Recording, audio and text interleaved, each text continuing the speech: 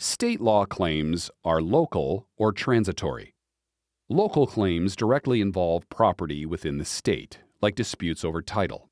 Other claims are transitory and generally cover any claim that isn't local.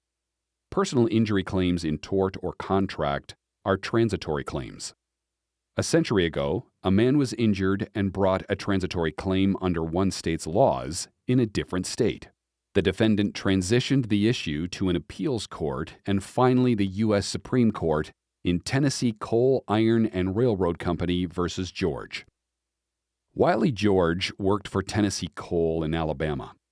One day, as George repaired the brakes of a locomotive, a defect in the locomotive made it move forward. George was severely injured. George sued Tennessee Coal for his injuries using an Alabama statute that made an employer liable to an employee if a defect in the employer's tools or equipment caused the employee's injury. However, George didn't file suit in Alabama. Instead, George filed suit in Georgia as an attachment suit, meaning that the Georgia court had jurisdiction because Tennessee Coal had property in Georgia. In response to Georgia's complaint, Tennessee Coal filed a plea and abatement, which was a filing similar to today's motion to dismiss, arguing that the Alabama statute that created Georgia's claim also expressly limited the venue for hearing such claims to Alabama courts and not elsewhere.